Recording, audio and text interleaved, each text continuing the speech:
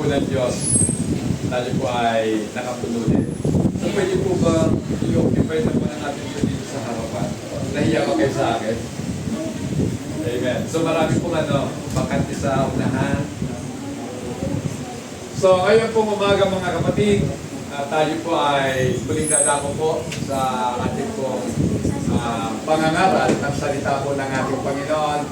So this coming Sunday po mga kapatid, tayo po ay magdiriwang po ng ating po anibersaryo. So hindi po tayo dito mga kapatid, doon po tayo sa clubhouse po, doon sa Camellia East mga kapatid. Okay. So ang oras po doon, anong oras? 9:10. Opo, pero pwede na po nandun ang 8. O, mga 8 po, pwede na kayo nandun na para nakatulong-tulong din po. Pero kami siguro mga alas 7 pa lang, nandun na. So sa hindi po pagtatagal mga kapatid, tayo po ay mag-uusap patungkol po sa salita ng ating Panginoon. Ito po ay may kaugnayan pa rin po sa Kapaskuhan. The best news ever heard. Ang pinakamagandang balita na ating napakinggan. Amen. So, meron ba kayong magandang balitang napapakinggan ngayon? Kung wala, para pareho po tayo. Kasi, lahat po ng napapakinggan po natin ngayon ay puro po pangit na balita. Amen. Although may maganda rin siguro na sa mga kawali ng gobyerno ay kayo po tatanggap ng inyong ika-13 buwang sahod o kaya bonus mga kapatid. So yun lang ang maganda. Pero ano bang ganda nun? Pagkalipas wala na. Pag nagasta na po yung pera, wala na po. Wala nang saya. Pero ito po mga kapatid, the best news ever heard. Ito po ang balita na nanggagaling po sa kalangitan. Nadala-dala po na mensahero ng ating Panginoon, ang anghel na nagbalita sa mga pastor. Pakibasa po, Lucas, Kabanata 2, talatang 8 hanggang 11.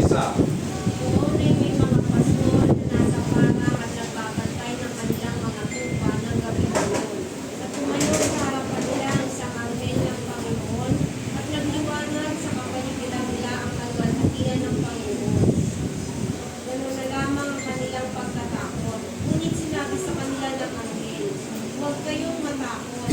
Ako'y may dalang magandang balita para sa inyo na magdudulot ng malaking kagalakan sa lahat ng tao. Sinilang sa inyo ngayon sa bayan ni David ang tagapagligtas, ang Kristong Panginoon. Amen. Amen. So purihin po ang ating Panginoon sa pagkabasa po ng kanyang mga salita. Amen. So mga kapatid, sa katotohanan tayo po ay nabubuhay sa mundong punong-puno po ng kahirapan at punong-puno po ng kalituhan.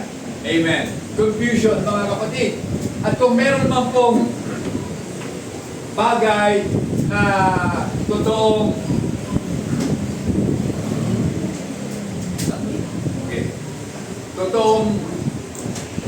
nakakabigay mga kapatid ng kaba at kalungkutan sa tao, at dahil nga po dito ang mundo o ang buong mundo ay meron po malubhang pangangailangan. Amen. Ano po ba ang pangangailangan ng mundo sa ngayon? Sa palagay ninyo, ano ba ang kinakailangan ng ating mundo ngayon, mga kapatid? Kung ang lahat ng balita ay hindi po maganda, natural, ang kailangan po ng mundo natin ay isang magandang balita. Amen. Good news, mga kapatid. At ang balitang ito ay para hindi lamang po sa mundo. Ito po ay para na rin po sa bawat individual na nabubuhay sa mundo natin ngayon.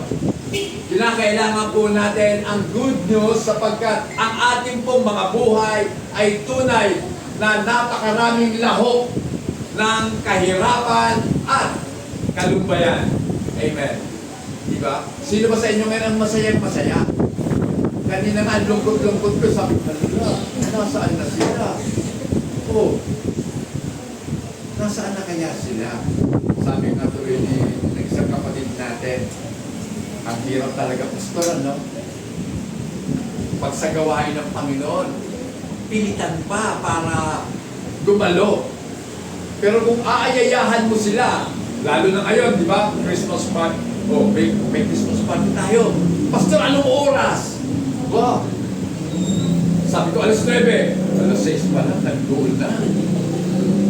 Pastor, nandito na kami. Bakit ganyan? Di ba? Mga kapatid, ano ba talaga? Ano ba ang nangyayari sa mundo natin ngayon, mga kapatid?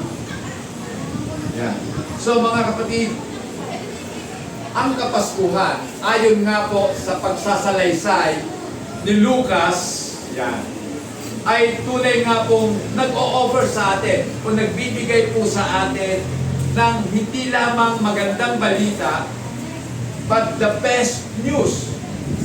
So ang hatid po ng anghel ay hindi lamang magandang balita na dapat marinig ng mga tao, kundi ito yung pinaka maganda sa lahat ng dapat mapakinggan ng tao. Amen. At ano naman ang balitang ito, mga kapatid? Ano naman ang balitang ito? Nasa Middle East pa, magkakaroon na ng kapayapaan dahil wala na si Assad sa Syria? Hindi po yun ang magandang balita. Ang magandang balita, mga kapatid, ay hatid po ng anghel na nanaog mula sa langit at nagdala ng balita doon sa mga pastol na nasa kaparahan. Amen. So, at ang sabi nga po ng anghel na ito, huwag kayong matakot. Amen. Siyempre, ikaw pa naman nakakakita ka ng liwanag. Sa gitna ng dilim, bigla kang nakakita ng liwanag. Ano ngayon ang magiging tugon natin, reaction po natin sa liwanag? Di ba? Siyempre, magugulat ka, matatakot ka. Pero ito ang sabi ng anghel, do not be afraid. Huwag kayong matakot. Sapagkat, narito, sabi niya, I bring you good tidings of great joy, which will be to all people.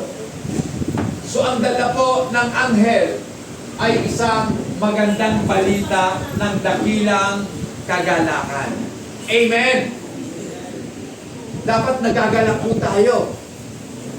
Pero nasaan yung joy natin? Diba? Umaawit ka tayo pag nangangaroling ng araw eh.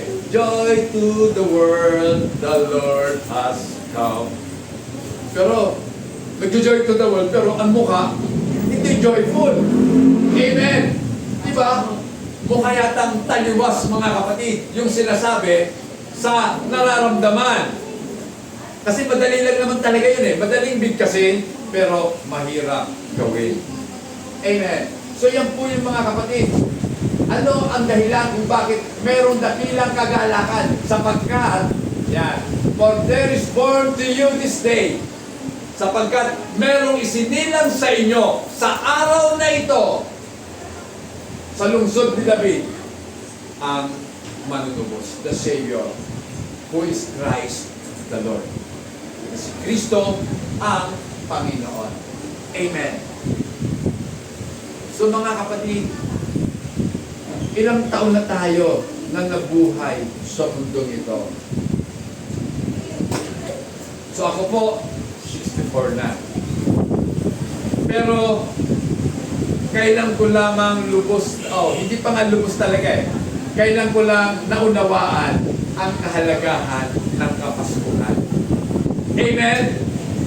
Dahil kung totoong naunawaan po natin ang kahalagahan ng Kapaskuhan, hindi pa pwedeng wala ka ngayon dito. Amen?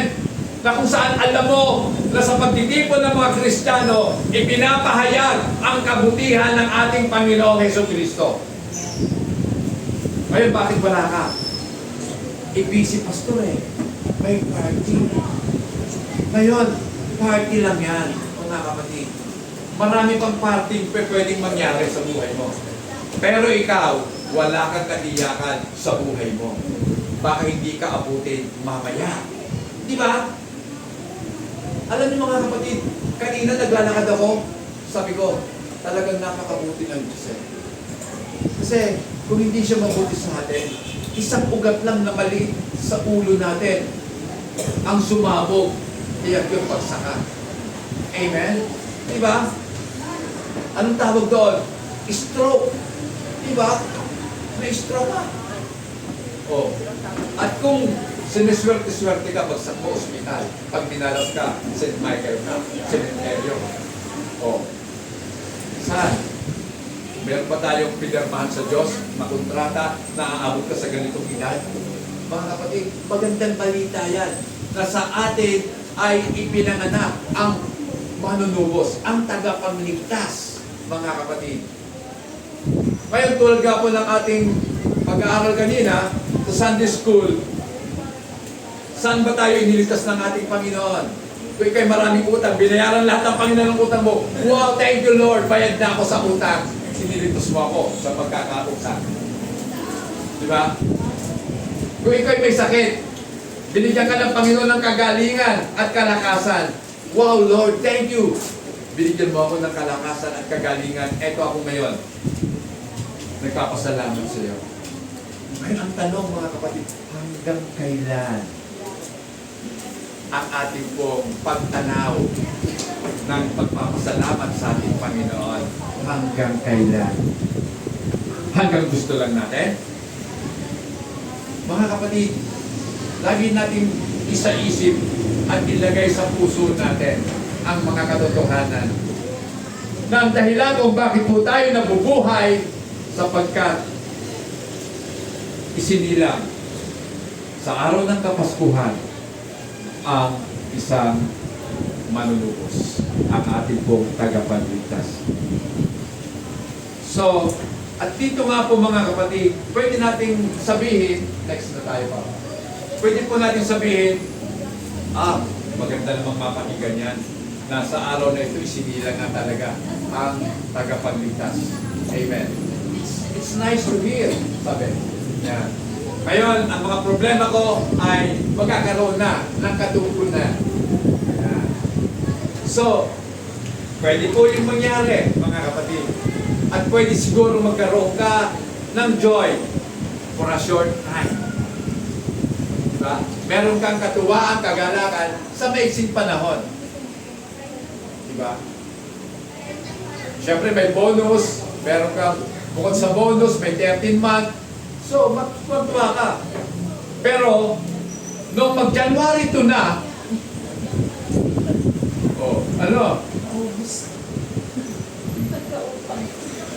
pagdukot mo sa bulsa mo, tinignan mo, pitaka mo, wow, side na. Tinanong mo asawa mo, may naiwan pa ba? Wala na.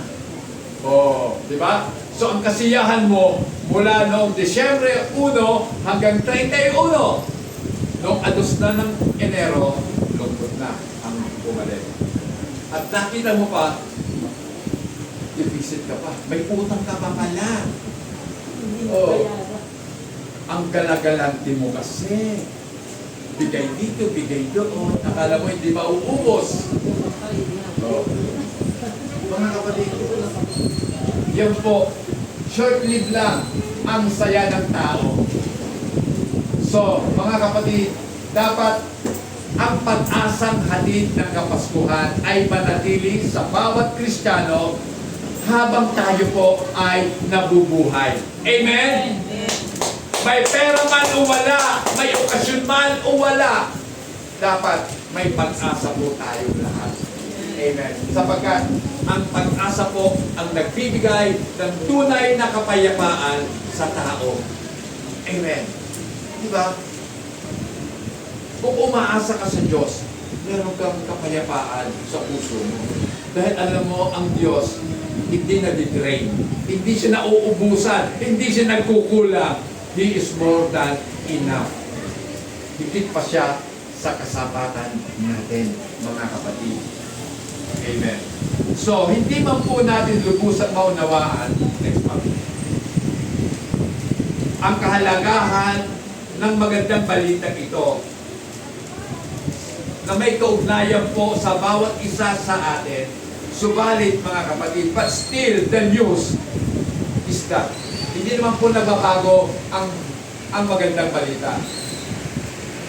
Hanggang ngayon, magandang balita pa rin sapagkat sa araw na ito, isinilang ang tagapagligtas na si Kristo ang ating pong Panginoon.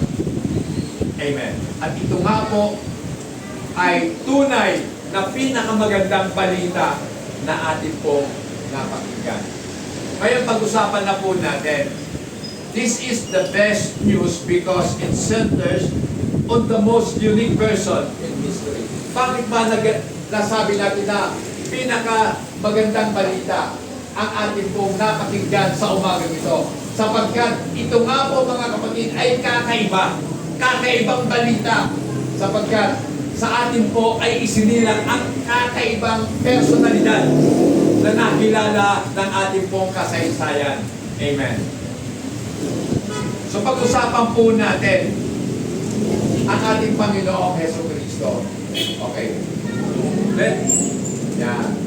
Si Kristo po ay o si Jesus ay ang Kristo.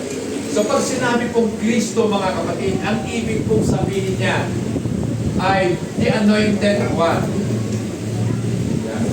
Sa Grego, sa salitang Greek, ang Christ ang ibig pong sabihin, the Anointed One. Sa Hebrew, kasi ang Biblia po ay naisulat po sa dalawang lingwahe, Hebreo at Griego. So, sa Hebreo, ang salitang Christ ay meron pong kahalintulad na salitang Messiah. Sa Tagalog, Mesias. Amen. So, Jesus is the one sent and anointed by God sa isang misyon upang tayo po ay iligtas. Amen. So alam nyo na yon. Napapakinggan nyo lagi na si Jesus ay isinugo ng Ama upang iligtas ang kanyang bayan. Amen. He was anointed as a prophet to preach the gospel. So si Jesus Christ, mga kapatid, ay isinugo bilang propeta upang ipahayag ang salita ng Diyos. Ano ba yung unang-unang salitang lumabas sa bibig ng ating Panginoon nung siya po ay nangangaral? Ang unang-unang salitang lumabas sa kanyang mga bibig ay ito: magsisi kayo sapagkat nalalapit na ang kaharian ng Diyos. Magsisi ang mga tao. Amen. Yan po yung pahayag ng propeta. Pahayag mismo ng ating Panginoong Jesucristo. Ang mga propeta po ay inatasan upang ipahayag ang salita ng Diyos. Gayon din po ang mga mangangaral sa ngayon, sa kasalukuyang panahon, dapat po talagang ipahayag ang pagsisisi para sa lahat ng tao. Amen. At alam na po natin, ang tunay na kahulugan ng pagsisisi ay ang pagtalikod sa kasalanan at ang pagharap at pagsunod sa ating Panginoon. So hindi ka lang tatalikod sa kasalanan tapos wala ka namang gagawin. Hindi po pagsisisi yun. Ang tunay na pagsisisi, tumalikod sa kasalanan, hinarap si Kristo at sinundan. Amen. Yun po yung totoong kahulugan. So ang ating pong Panginoong Jesucristo, naparito bilang saserdote or pare. Pare upang ihandog ang kanyang sarili bilang haing buhay sa Diyos. Amen. Diba? Ano ba ang katungkulan ng pare? Ang pare po, siya po ang tagapamagitan sa Diyos at sa tao. Hindi po ba? Noong araw, nung ako ay bata pa, nung ako po ay nandoon pa sa kabila, sa RC. Hindi po yung iniinom na RC, Roman Catholic. Ang mga pare po noon, inabutan ko ba, nakatalikod. Nakaharap doon sa altar. Tumatalikod talaga sila sa mga tao, nakaharap sa altar. At ang mga pare noon, may ukak pa sa ulo nila. Ngayon pa ba meron? Wala na yata. Modern na pare ngayon. Ayaw nila magkaroon dito ng poknat sa ulo nila. Pero noong araw may poknat talaga. Malaki pang poknat, parang piso. Talagang sinasadya yun. Lahat po sila meron gano'n. Ngayon wala na. Wala nang identity ang pare ngayon. Mas Jeffros pa nga kaysa sa mga teenager ngayon eh. Amen? Okay. So mga kapatid, tingnan nyo. At ang ating Panginoong Jesucristo sa kanyang pagparito, naparito siya upang maghari. Amen. Siya naparito bilang hari dahil ang sabi nga po nung mga bago o mga pantas na tao, naparito kami upang sampahin ang hari ng mga Hudyo. So naparito si Kristo upang maghari. Amen. Pero kung i-apply po natin yan sa ating pong personal na buhay, yung tatlong yon, ginagampanan ng ating Panginoon sa buhay po natin. Una, dahil sa kanyang pangangaral, tayo po ay nandito ngayon. Diba? Sa kanyang mga pahayag, sa kanyang mga salita, tayo nandito. Ikalawa, dahil nga po sa kanyang pamamagitan, dahil sa pagkahandog niya ng buhay bilang pari, siya po, tayo po ay nailapit niya sa Diyos. Nagkaroon po tayo ng reconciliation sa ating Panginoong Diyos. At narito sa ikatlo, dahil ang ating Panginoon ay naghahari sa atin, kaya po tayo narito ngayon. Amen? Di ba? Ang hari ay dapat masunod. Walang salita ang hari na nababalin. Amen? Dapat sinusunod po yan ng mga nasa sakupan. Pag sinabi ng hari, pumunta kayo, pupunta tayo sa ayaw man natin o sa gusto. Amen? Mga kapatid, ang ating Panginoon lamang ang nararapat at karapat-dapat na gumanap doon po sa gawain ng pagkakasundo o reconciliation, mga kapatid.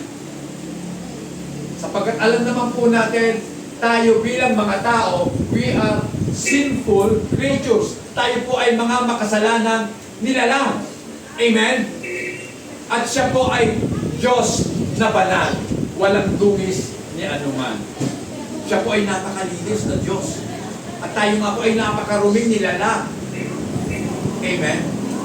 Ngayon, nung tayo po ay niyakap ng ating Panginoon, yung ating dumi na ilipat sa Kanya. Kaya siya nagmukhang marumi. Pansin niyo yung sinabi ko, nagmukha na siyang marumi. Pero hindi naman talaga siya marumi. At ang nagpadumi sa Kanya ay ang ating pong mga kasalanan. At yan ang dahilan kung bakit po siya mula sa kalangitan na naog sa kalupaan, mga kapatid, upang bayaran ang ating pong mga kasalanan. Amen. Ngayon, mga kapatid, puntahan na po natin ang letter B. Yan. Jesus is the Lord. Ang ating Panginoong Jesus, siya ang ating dapat sinusunod. He is our Lord. Jesus is Lord. Amen. Hindi po yung G-I-N, ha? Yeah. Jesus is Lord. Para po sa atin, siya ang ating Panginoon. So alam po ni Haring David ang kategoryang ito bilang Panginoon. Pakibasa nga po, Psalms 18 verse 2.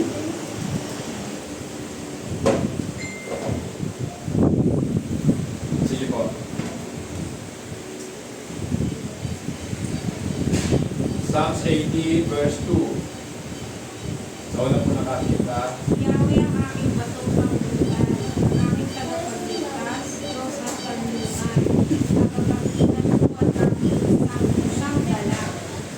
Amen. So, the Lord is my rock, sabi po dyan, and my fortress, and my deliverer. Ang Panginoon, ang aking bato, ang aking tanggulan, at ang aking tagapagligtas. My God, my strength, in whom I will trust. Diyos ko at kalakasan ko, na kung saan ako'y magtitiwala. My shield in the horn of my salvation, my strong hope. Amen. So, nasa ating Panginoon lahat ang kailangan natin sa buhay na ito. Kaya dapat po tayo maging masaya. Amen? Dapat talaga tayo maging masaya dahil sa magandang balitan yan. Mga kapatid, tingnan nyo, meron bang mas matibay pa sa bato? Wala na. Bato siya. Amen? Kaya nga, sabi nga nung isang patalas sa TV, itaga nyo sa bato. O, ano yun? Ang Panginoon hindi lang batong maliit. Siya po yung Petra, mga kapatid. Alam niyo yung Petra? Kabundok na bato po yun.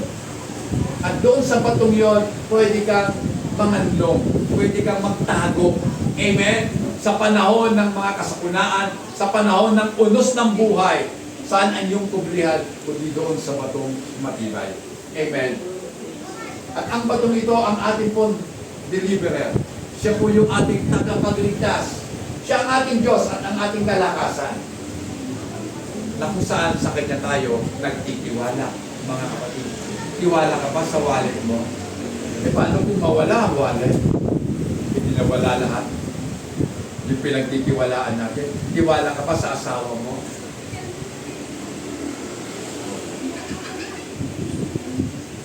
Dahil lang, sa buong akala mo, ang asawa mo ang nagbibigay buhay sa iyo.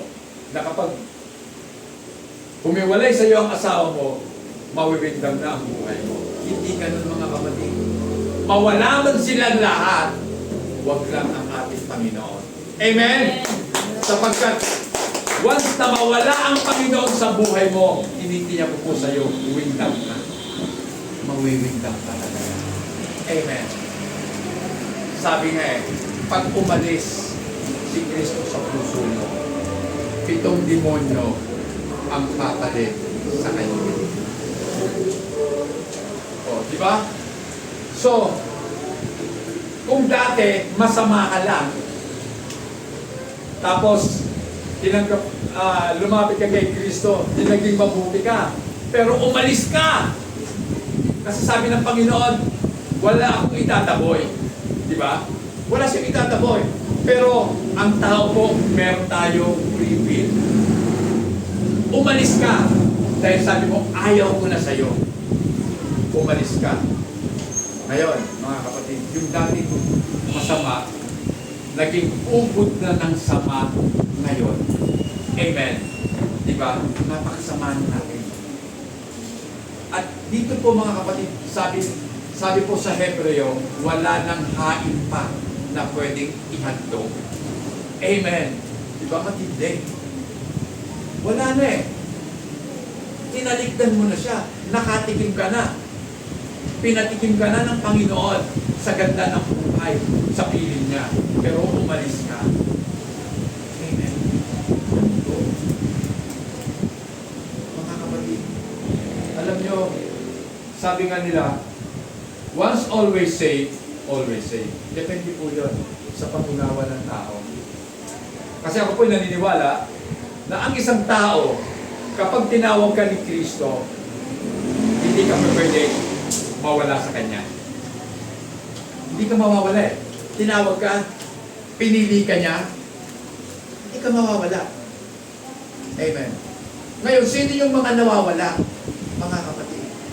Yung talaga hindi tinawag, hindi pinili. Akala lang nila pinili sila.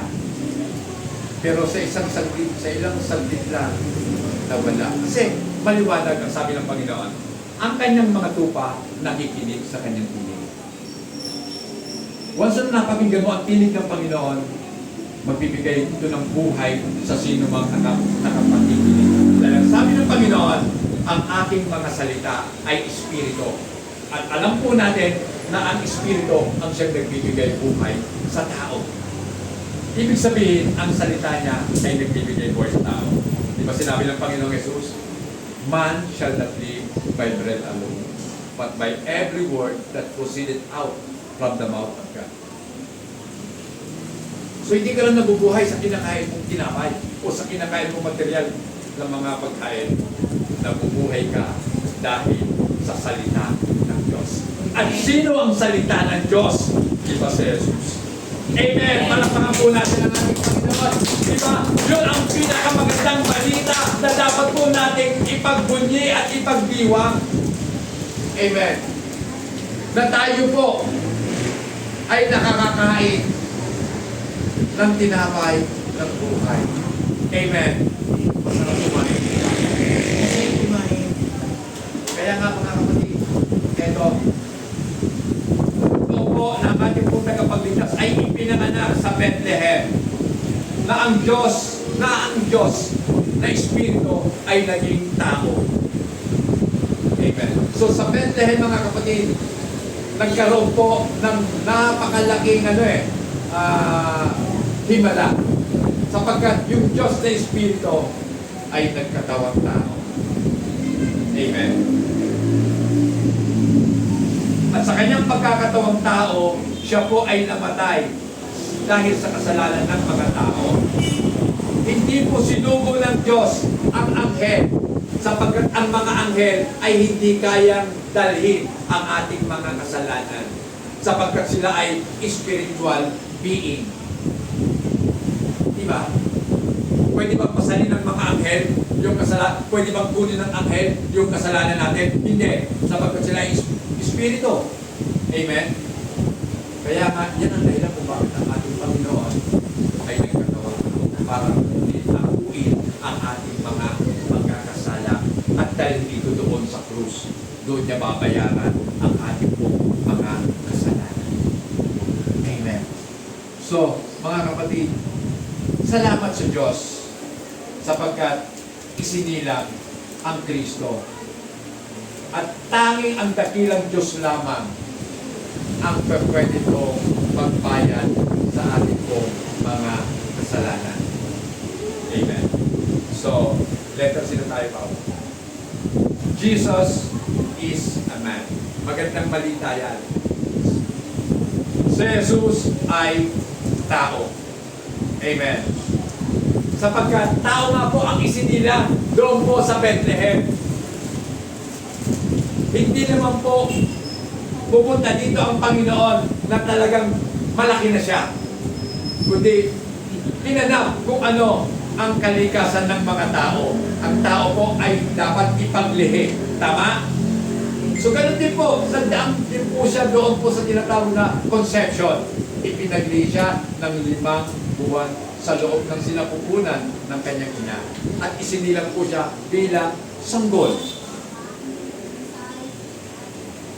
Naisip niyo ba yun? Isinilang siya bilang sanggol. Siyempre, wala pa naman mga tsupo noong araw.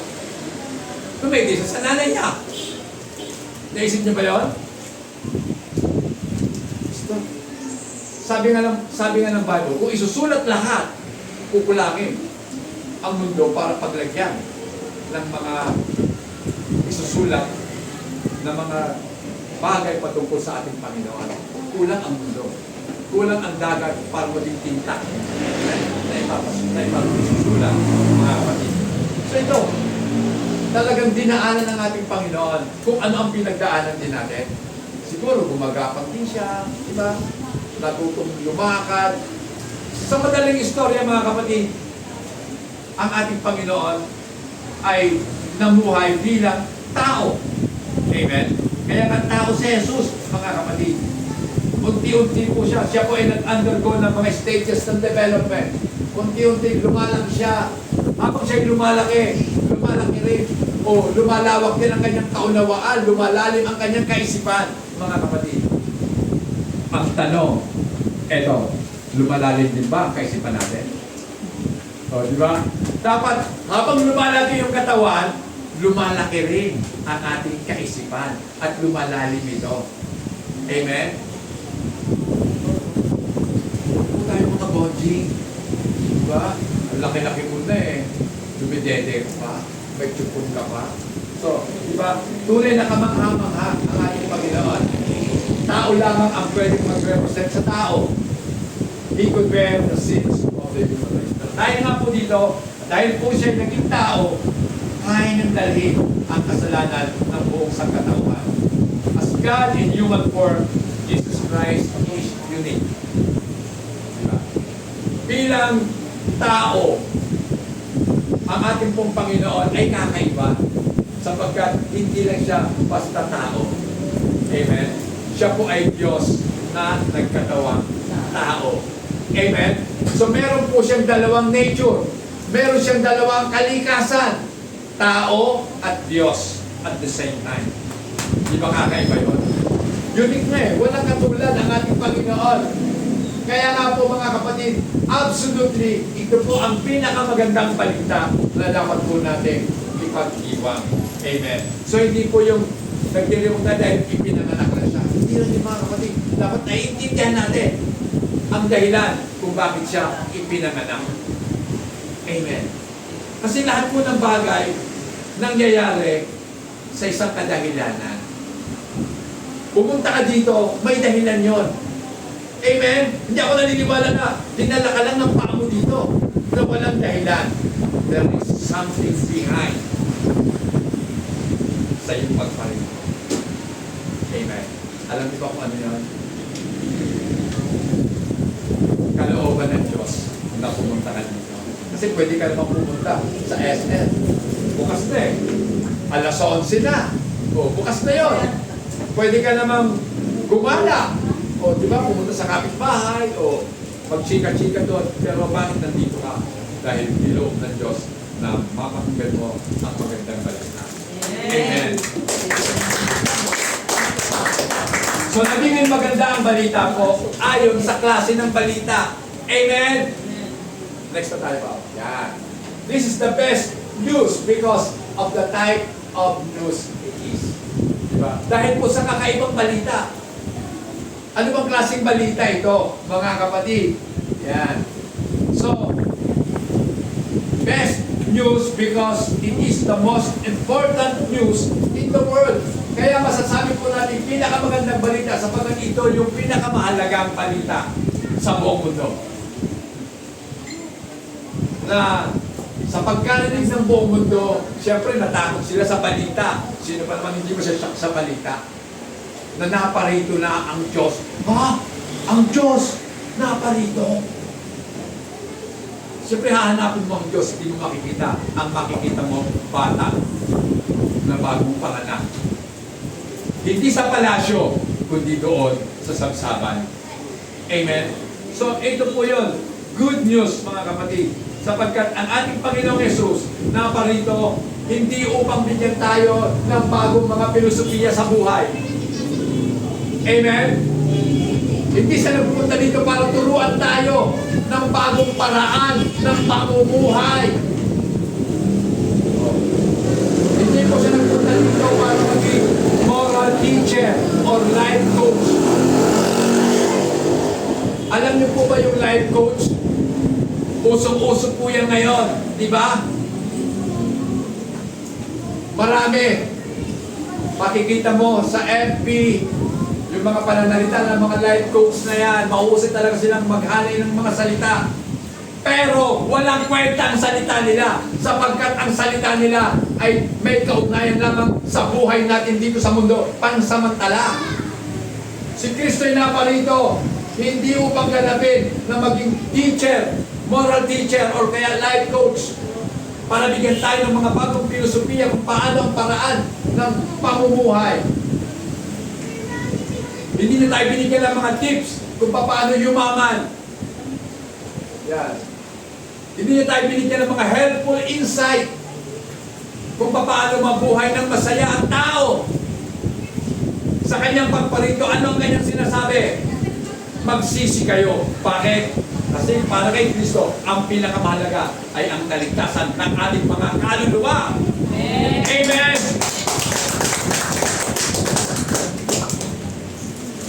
Praise God. Hindi naman masamang maging successful ka sa buhay.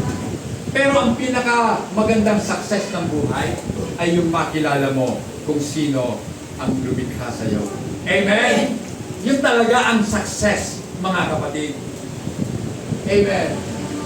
Kasi ang successful pong tao sa pananaw ng mundo ay yung marami kang M sa buhay mo. Mayaman, maganda. O, di ba? Macho kung sa lalaki. O, may kotse. O, ano pa? May bahay. O, may magandang buhay. May mga malulusog na anak. Or may M talaga eh, malulusog na anak. O, di ba? May malaking pera sa bangko.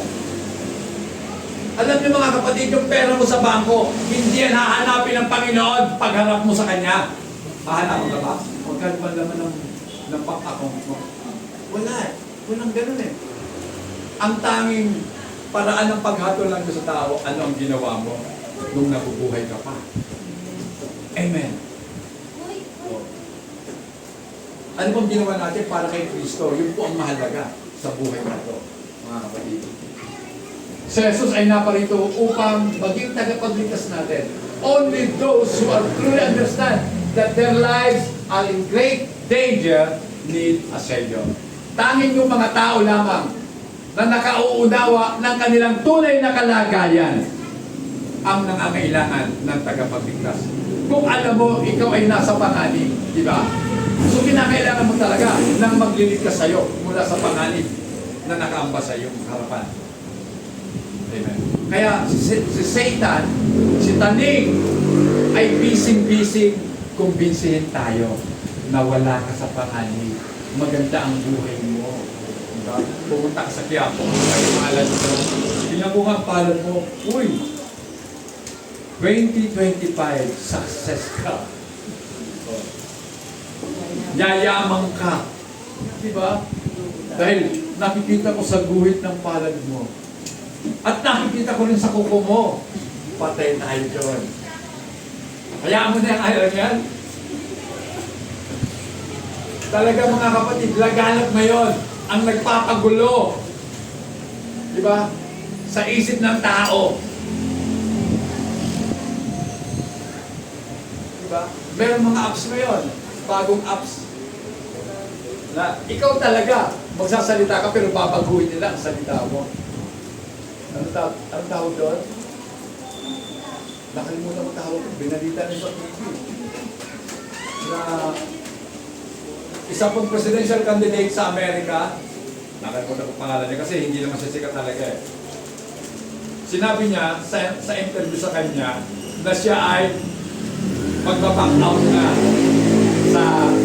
sa karera ng pagka-presidente. Pero hindi niya pa sinasabi yun. Inunahan na kaagad ng mga gumagawa ng mga fake news. Diba? So, mga kapatid, ang ating Panginoong Jesucristo, ang dala niya hindi fake news eh. Totoong balita. Amen? Kaya nga po, next. Even though we may not be aware of it, without Jesus as our Savior, we are lost. Hindi mo man ito alam, kaya ipinapaalam ko na ngayon. Kung wala si Jesus sa buhay mo, ligaw ka. Amen. Hindi mo alam ang iyong patutunguhan. Totoo, naglalakad ka, buhay ka. Meron kang patutunguhan, pero hindi mo alam kung saan ka pupunta. May tao ba na sumakay ng jeep na hindi niya alam kung saan siya pupunta? Siyempre alam natin kung saan pupunta. Amen? At yan nga po ang offer ni Satan sa mundo natin ngayon. Maraming paraan, sabi niya, para makarating sa Diyos. Diba? Parang inihalimbawa ni Satanas, mga kapatid, maraming kalsada, maraming daan patungo sa baklaran. Diba? Pwede kang dumaan dito. Diba? Muli sa Pote Road. Pwede kang dumaan sa kabila. Sa Holy Drive, di ba? Pwede kang dumaan ng Las Piñas. Oh, ang daming daan. Pero ang daan patungo sa kaligtasan, isa lang. Si Jesus lang. Amen? Wala na pong iba. Kaya hindi tayo dapat maniwala sa sabi-sabi ng iba. Kaya nga, sa patutungan sa Sister Jenny, natutuwa ako. Kasi, totoo yun, kinakailangan talaga mag-investigate ka, mag-explore ka, para maintindihan mo ang buhay. Amen? Maganda yun, kasi lalong titibay ang iyong pananampalataya sa ating Panginoon kapag dinaanan mong lahat ang mga trahedya ng buhay. Amen. So, dying without Him as our Savior, we're eternally lost and condemned. Kung mamamatay tayo, na hindi tayo tumanggap kay Kristo, tayo po ang pinakakawawa sa lahat ng tao. Tayo po ay hahatulan ng Diyos ng separation, kamatayan na walang katapusan. Yun yung pagkawalay natin sa Diyos na siyang pinanggagalingan ng buhay. Amen. So, sa kanyang awa, God manifested in the flesh. So kaya, mga kapatid, Kaya ang ating Panginoon ay ipinanganak sapagkat dahil po sa kanyang awa naawa siya sa tao. Awang-awa ang ating Panginoon sa kanyang mga anak. Na sila po ay nakaupo doon sa lilim ng kamatayan na napapaligiran ng kadiliman, walang pag-asa sa buhay. Amen. Kaya ang ating Panginoon sa kanyang pagparito, taglay niya ang kaliwanagan. Amen? Amen. Amen.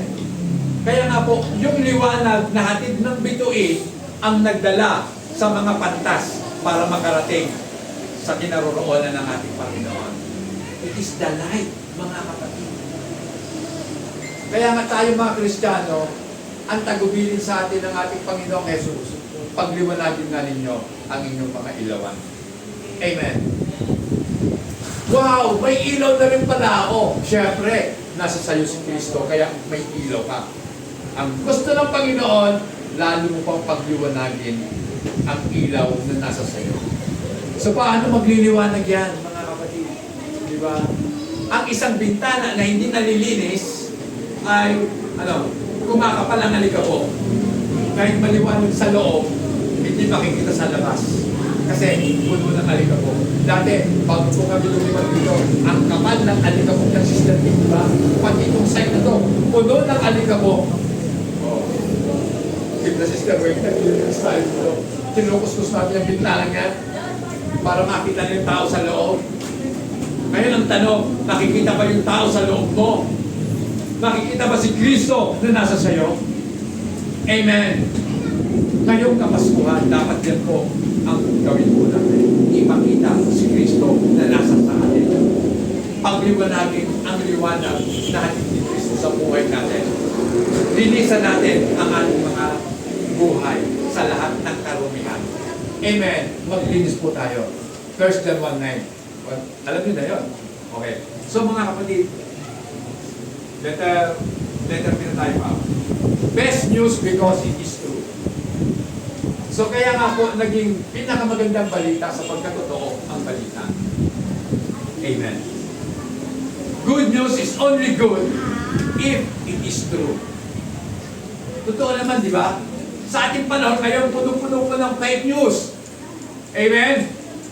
At ito nga po ay laganap. Maging sa mga social media, lalo na. Laganap po yan. Fake news. Bibiruin ka ng mga kaibigan mo. O, di ba? At ang sabi nga po dito, kaya nagiging maganda ang balita kapag ito'y totoo. Yan. Meron pong dalawang kategorya, mga kapatid, sapagkat kung hindi po totoo si Kristo, magiging legend lang siya. Alamat lang si Kristo sa atin, kung hindi totoo. Pero dahil totoo, dahil historical, mga kapatid, kaya dapat natin pagtiwalaan.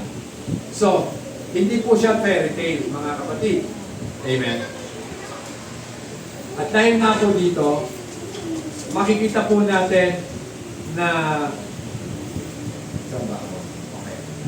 we must believe and respond to it. Dahil totoo, dapat paniwalaan at dapat po tayo ay gumawa ayon sa ating pinaniniwalaan. Amen. So naniniwala kang si Jesus ang Diyos, dapat gumawa ka katulad ng ginagawa ni Kristo. Amen. So mga kapatid, ito, but it is true that Jesus saved us so that we will come under judgment of the Holy God. Then we must believe and respond to it.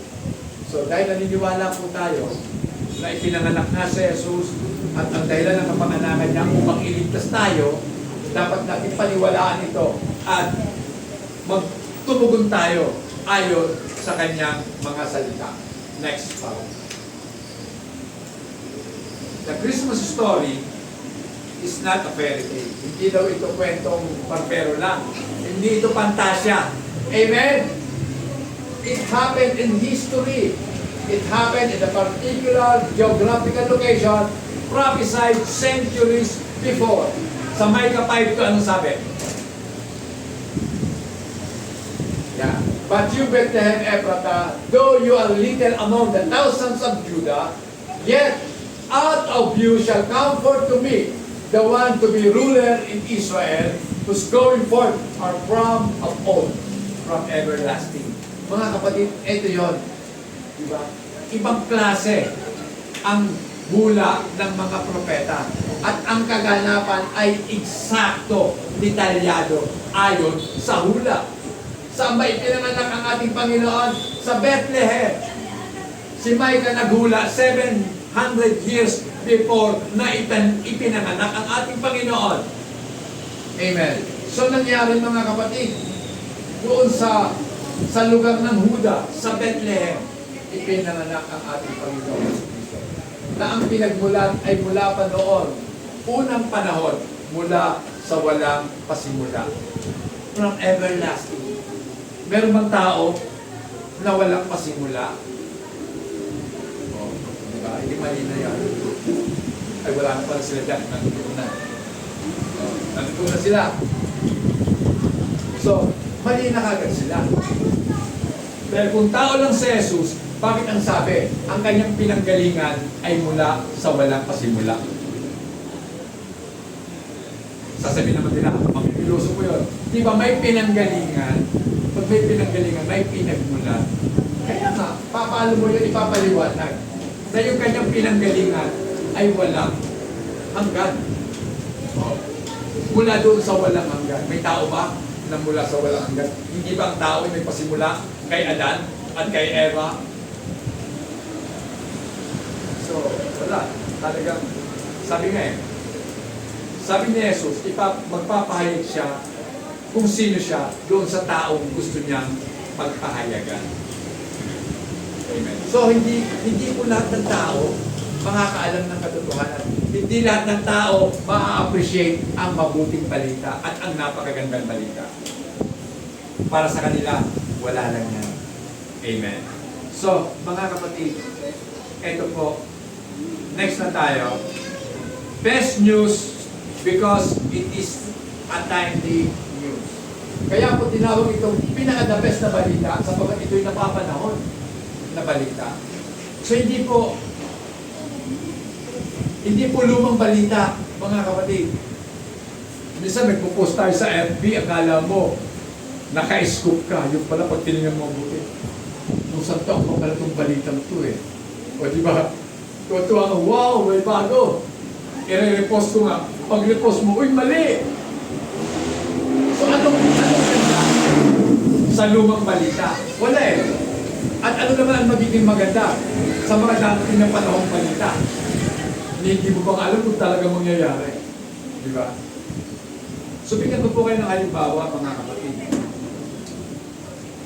Dito po, paano ba magiging maganda? Paano ba magiging exciting ang balita? Halimbawa, sabihin ko, Brother Val, sa edad mong 70, multimilyonaryo ka na. Gusto ko ba? Oo! Totoo! Ikaw ba ma-excite? Siyempre hindi. Tagal pa doon.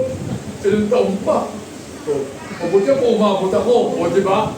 So, hindi ka ma-excite. Kahit magandang balita yun, hindi ka ma-excite. O, gusto mo naman lumang balita. Alam ko ba, nakita ko yung picture mo ng bata ka pa? Ganun-ganun na. Luma na, alam ko na yan eh. So, hindi ka ma-excite lumang balita eh. Pero kung bagong balita, ngayon lang na balita, di ba excited kang malaman? Diba? Mga kapatid, tandaan nyo. Ano bang gusto nyo? Real or real? Ano gusto nyo? Totoo o yung pinaiikot ka lang? Yung real, E-E-L, R-E-E-L, meron yung sa FP, di ba, real? Ano gusto nyo? Real or real? Totoo or real? Kasi pag real, pinaiikot ka lang. Ginaganyan-ganyan ka lang, minamanipulate ka. Pinapaikot ka lang eh. So yun po ang mundo natin ngayon.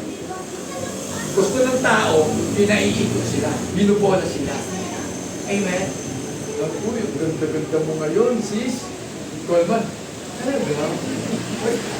Okay na lang yan eh. Okay na lang yan. Bisan, huwag niya nagpapagwala doon yan. Saka, hindi naman ugali ng mga Kristiyano na nambobola. Amen? Totoo. Totoo na. Kung talaga maganda, sis, ang ganda mo. Thank you.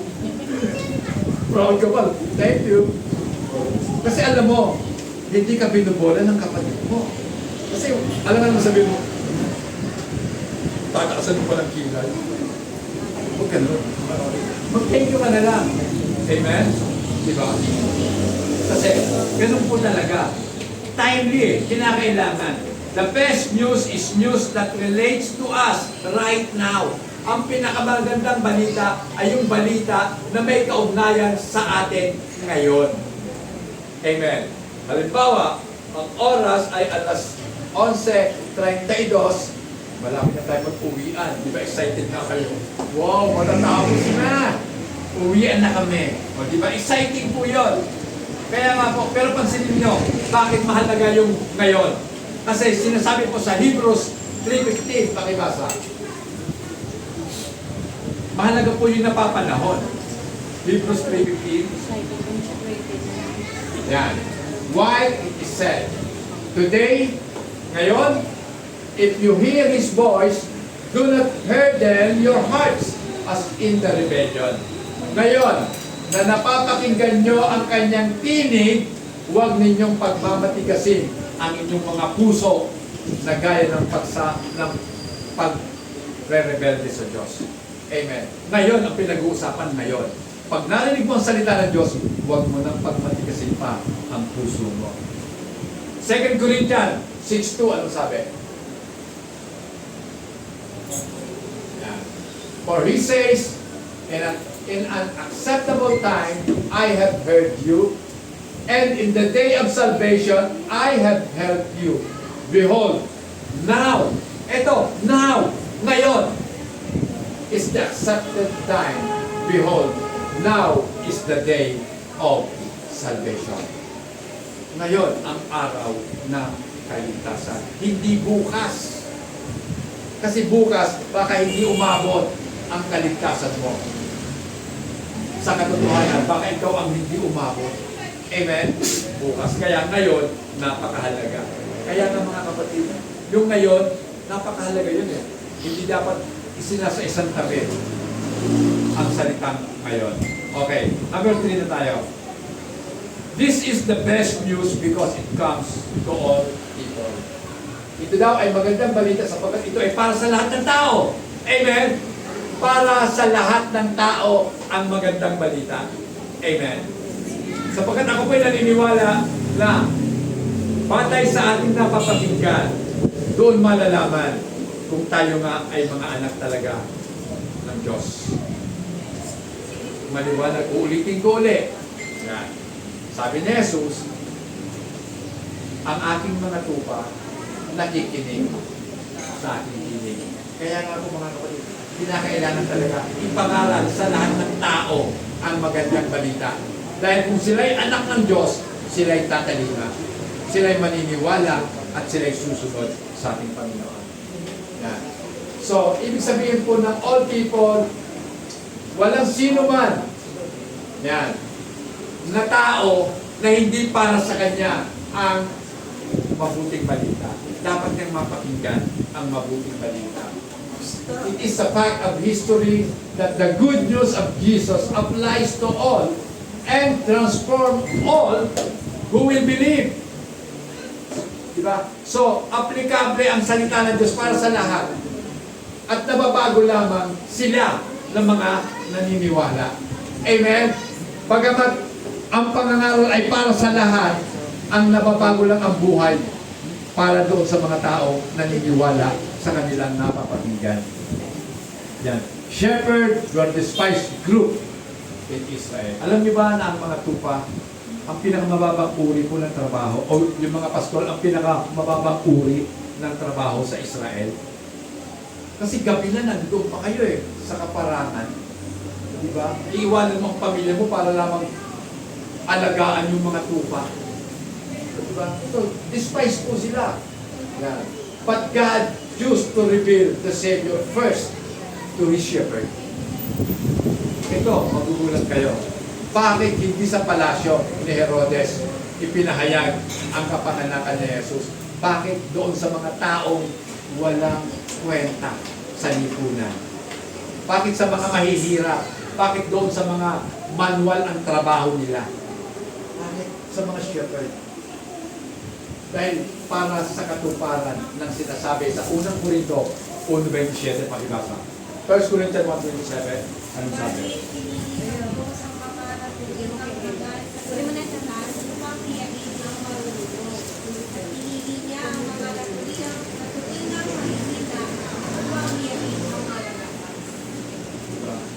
So, pinili ng Diyos yung mga naturingang mangmang, mga bobo. Pinili po ng Diyos yung mga bobo para ipahiya. Sino? Yung mga matatalino. Amen? Di ba? Sobrang kahiyan yun. Tinalo ka ng bobo. Ang tali-talino mo. O, di ba? Tinalo ka ng mahihina, kayong pagkalakas-lakas mo. Sapagkat ang karera ay hindi po sa mga malalakas. Amen. Hindi para sa malalakas yan. Kundi para doon sa mga gusto ng Diyos na mananalo kahit mahina. Amen. Diba? May mga aksidente pwede mangyari. Habang tumatakbo yung pinakamabilis tumakbo, madapa siya. O, di ba? So, ganun mga kapatid, kumikilos ang Diyos sa kaparaan ng hindi po natin minsan maintindihan. Pero gumagawa siya mga kapatid. Yan ang katotohanan. Amen. Kaya nga po, the good news is only to those who recognize their sinfulness. Ang mabuting balita daw ay para lamang doon sa mga tao na kinikilala na sila ay makasalanan. Amen. Diba? Dahil kilala mo makasalanan ka, alam mo na bilang makasalanan, ang kaparusahan ay kapahamakan sa impyerno. Amen. So alam mo yun. Pero dahil alam mo, nangangailangan na ngayon ng tagapagligtas.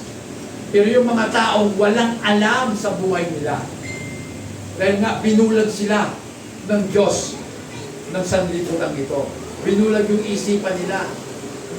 Hindi nila malaman na sila pala ay kawawang nilalang. Amen? Napagamat napakayaman sa harapan ng Diyos, pulubi pala sila. Amen? Diba? Sa kabila ng kanilang mataas na pinag-aralan, sa paningin ng Diyos, mangmang sila, bobo sila, tanga sila. Amen? Dahil simpleng-simpleng mga bagay patungkol sa Diyos, hindi nila maunawaan. Ano bang dahilan bakit hindi maunawaan? Kasi hindi sila pinaunawaan ng Diyos. Yan ang simpleng dahilan doon. Hindi binuksan ang kanilang mga kaisipan. At dahil hindi binuksan, hindi papasok ang kaliwanagan. Amen. The good news is, para doon sa mga Pariseo, alam naman natin ang mga Pariseo, self-righteous, mga matuwid sa kanilang sarili. Sabi ni Jesus, hindi ako naparito upang tawagin ang mga matuwid, kundi upang tawagin ang mga makasalanan para magsisi sila. Amen. Ngayon, sino magsisisi? Yung mga tao, alam nila na sila ay mga makasalanan. Amen. Yung mga alam nila na mabuti sila tao, nasa mall yun. Wala sa mga simbahan yon, nasa galaan yon. Hindi namin kinakailangan yan. Sana. Nasa kasiyahan sila sa halip na nasa pakikinig ng salita ng Diyos. Dahil ang katotohanan, sila ang mababaw, ang kasiyahan. Tayo ang lalim. Amen. Hindi kayang arukin ng simpleng kaisipan ng sanlibutan. Amen. Ang lalim. Diba? Ang lalim ng pinanggagalingan ng happiness mo, ng joy mo. Sapagkat yung joy, mga kapatid, ang kahulugan ko dyan, joy, Jesus on you. Si Jesus ay nasa sayo, kaya meron kang joy. Amen. Palakpakan natin ang ating Panginoon. The best part of the good news is that it is for you. Ang pinakamaganda ng mabuting balita ito'y para sa'yo, personal. Amen. Para sa'yo ang mabuting balita. Amen. Oo, para sa lahat, pero specifically para sa'yo. Amen. Each people must respond as the shepherd. Dapat ang lahat ng tao nakapakinig, dapat tumugon katulad ng tugon ng mga pastol. Ano ba ang ginawa ng mga pastol, mga kapatid? Nung makita po nila yung mga anghel, sinunod po nila yung sinabi ng mga anghel. Amen? Sila ay pumaroon sa Bethlehem at nakita nila si Jesus. Diba? Sinundan nila ang sinabi ng anghel. Nakita nila si Jesus. At nung makita nila ang batang si Jesus, sila'y bumalik na nagpupuri at nagpapasalamat sa Diyos. Amen. Diba? Ito mga kapatid, ang epekto kapag nakilala mo si Kristo. Amen. Hindi pa pwede na hindi ka sasamba. Hindi pa pwede na hindi mo luluwalhatiin at hindi mo pupurihin ang ating Panginoon. Then conclusion na po tayo. Jesus Christ is Lord. At siya po ay ipinanganak. Absolutely the best news in the world. Jesus didn't leave heaven and come to this earth to go through suffering on the cross just to give you a boost or a few tips how to have a good life.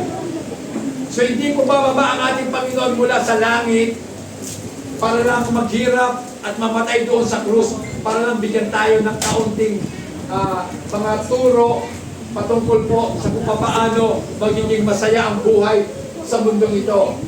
Alam ng ating Panginoon na kinakailangan po talaga natin ng tagapagligtas. Amen. Dahil po sa laki ng kasalanan na meron po tayo, at sa laki yon, siya lamang ang pwede magbayad. Siya lamang ang pwede magligtas po sa atin at magbigay sa atin ng buhay na walang hanggan. Amen. So mga kapatid, hindi po aksidente na tayo po ay nandito ngayon. Amen. Ang dahilan po ng ating presensya sa oras na ito ay dahil nga po sa kagustuhan ng Panginoon na mapakinggan mo ang kanyang mga katuruan.